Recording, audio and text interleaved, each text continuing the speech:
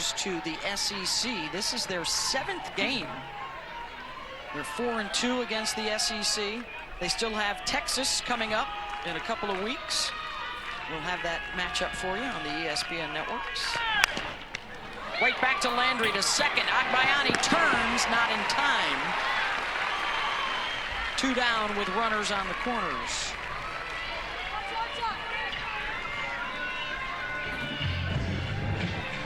Good job by Landry to recover. I like the fact that she doesn't let that error earlier in the inning get to her. A comebacker immediately, she makes the turn. No thought about it. She knows where she's going. It's going to be tough to try to turn a double on Delgadillo, however. And Claire Tim pick up that runner at third. Claire's hitting under 200 this year, has 6 RBI. But a big moment here for the junior from Buena Park, California.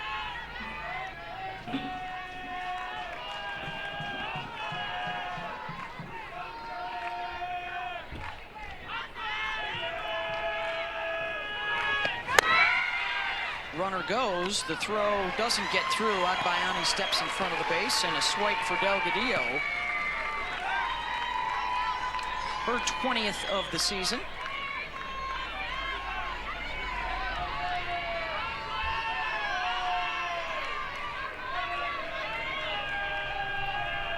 So now Tim 2 in scoring position. She's hitting .308 this year with 2 outs. Kenny Gajewski said he's really liked the way she's come on as of late. Slow start. She had a big home run against Arizona to lead a comeback in game 1 of that series.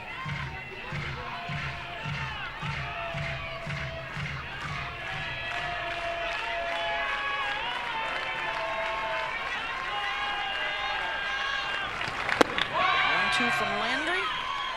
Just missed it low, 2-2.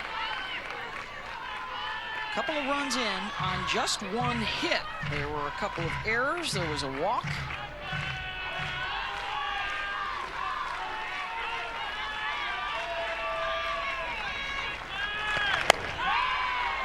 Full count. Well, to your point, a couple of errors, an uncharacteristic walk by Landry. Landry coming into the game had only walked 14 batters on the year, so that was just the 15th walk, but it was to the leadoff and got things started. Yeah, both the runs unearned. Out in front of the changeup, Landry gets her to limit the damage. Couple runs in. Sooners picking up the bats when we come back. Those free passes, but she's high velocity up near 70 miles an hour. She can make the ball disappear. Just really good leadership and experience in the circle for the Cowgirls. Already a strong resume. Wins over Florida State, Nebraska, Texas Tech, and Arizona this year.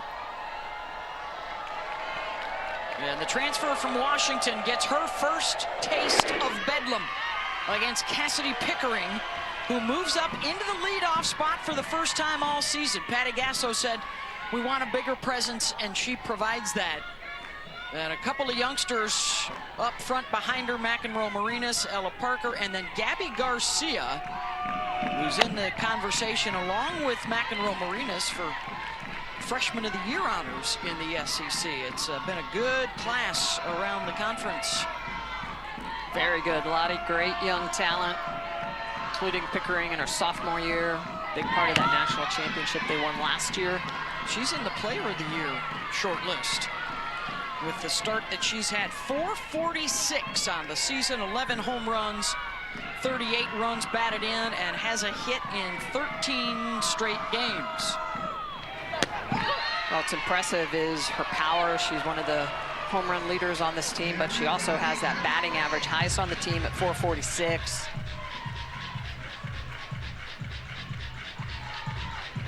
Slug percentage over 900, leading the team. Texas, also with a terrific eye as the count goes 3-2. She's 3rd in the country in walks. See the way that Ruby has all that power, gets out to the end of that circle. Really good form. 3-2 pitch. Ruby has that little bit of a tendency on that last video you saw to throw it that weight forward, and what that does is help get that ball to roll off the table. Both these pitchers tonight have elite drop balls. Had to reach for it, right back to Ruby. One down.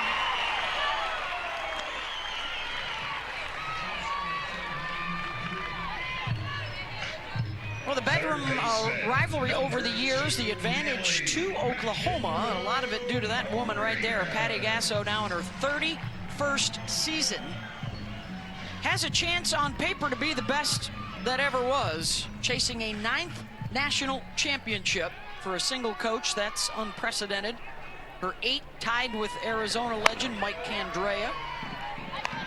And of course, earlier this spring, it was announced that Patty will be the U.S. national team coach, leading us into the Olympics in Los Angeles in 2028.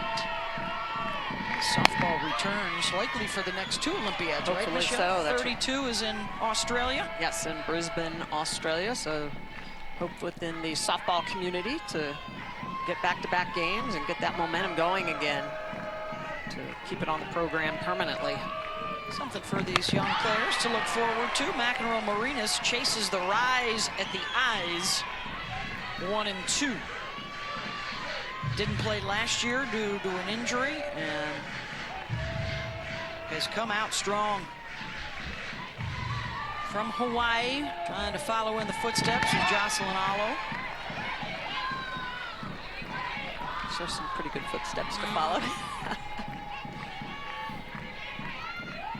Akbayane as well from Hawaii. A lot of those young ladies from the islands will fly back and forth to the mainland weekend after weekend to work out with their travel teams. And it's another full count. The thing about Ruby, she is not afraid to go deep into counts. Typically has a very high pitch count. This is an Oklahoma team that does know how to draw the walk. 198 walks on the year for this Sooner program. Called strike 3. Nelly thought it was high, looked to be at the numbers, 2 down. This is a drop ball on the outer half. And on that particular count, you got to protect, especially early in the game. Malin is going to throw that drop ball to elevate a little bit at the belt.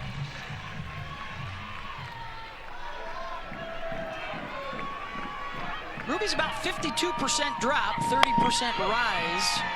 That's where she gets most of her swing and miss.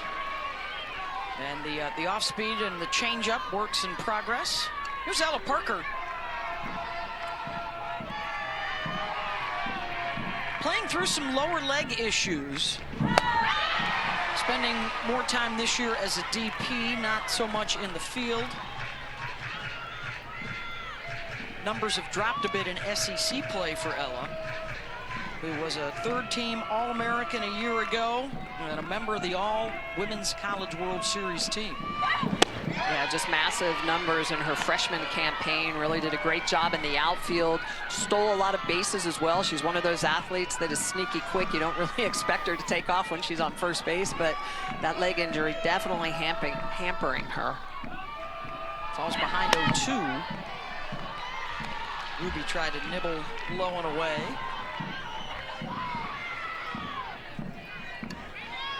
Kenny Gajewski just loves her demeanor. Walks into the office, says she wants the ball every day.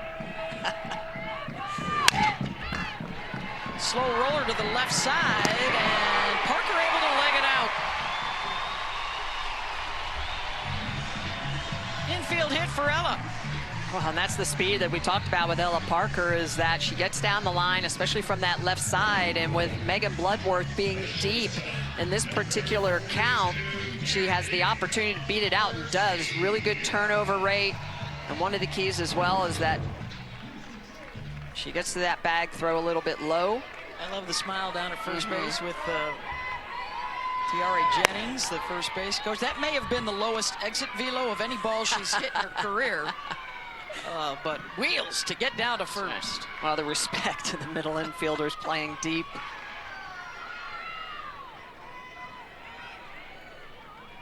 Two-out base runner. Here's Gabby Garcia. 1-1. Well, and Oklahoma State really shifted right now. Megan Bloodworth, the shortstop, is well up the middle. Rosie Davis, second baseman, is pulled over. Godwin as well, the first baseman, pulled over and deep back. Taylon Edwards, a third baseman, up and well off the line. So you know that they are just challenging Garcia on that inner half. Remember in Clearwater, Kenny had the defensive shifts with like 5 infielders and 3 on the left side. Yep, 2 outfielders, pulled in an outfielder. Willing to use those analytics to an advantage. Well, he's a baseball guy. He played baseball at Oklahoma, won a national championship there. He actually worked for Patty Gasso for a while with the maintenance crew. So there's a lot of commonality between these two programs. So Gajewski loves to play those shifts. More so on the baseball. We don't see it as much on softball. The 1-2 to Garcia. Reaches for it to protect. Not a play. Out of Chandler, Arizona. See Kenny. Of course, he was on Tim Walton's Florida staff that won a national championship here, and trying to bust through for the Pokes. They've been oh so close over the years. Garcia lifts that one out to left, and Warsop is there. Side retired, 1 left on, 1 in the books. Bedlam in Oklahoma City, 2-0, Poked. Yeah, they've played in the finals before. Last year, a tough pill to swallow at the World Series. They went 2 in BBQ. It was a quick exit. And here are their numbers right now. You see them on the host regional bubble. 5 top 25 wins against the RPI. Really good strength of schedule. And still ahead of them on their schedule, obviously tonight. You got Texas, and then I think for the Pokes, you get hot at the Big 12 tournament. Maybe you pick up a win over Arizona, Texas Tech. Now that resume looks pretty strong. Yeah, this is a team that's been a little bit up and down throughout the year, but they haven't played their best softball yet. Yeah, yet being the operative. Kenny was, you know, he's always honest. He was frustrated when we talked to him earlier this week after their losses in Arizona, and looking for them to still grasp the Cowgirl way this season. Still time. This is what they want to, the list they want to get off of. The most appearances without a title. Sandy Fisher, of course, too, long time at Oklahoma State. And then there's Nebraska and Tennessee as well on that list. And a strikeout for Landry to open up the top of the second, 1 down. Second consecutive strikeout for Landry on that changeup. She throws a really good changeup. She throws it about 23% of the time. Didn't really use it much through the first part of that first inning, but look at the spin on that pitch. There's so much rotation on it, ability to miss barrels. Laying down the bunt is Bloodworth. Landry got her. And after a 30-pitch first inning, boy, would Sam love a quick 1-2-3. Well, and Landry, that's why that error was so uncharacteristic in that first inning, because normally very steady with the glove, a very good arm, loves to field the ball, and Bloodworth in that 9-hole tries to put that changeup down. It's a little bit too hard, goes right to Landry, and she just guns it over to first. 2 outs, back to the top of the order, and Taylon Edwards reached on a walk her first time up.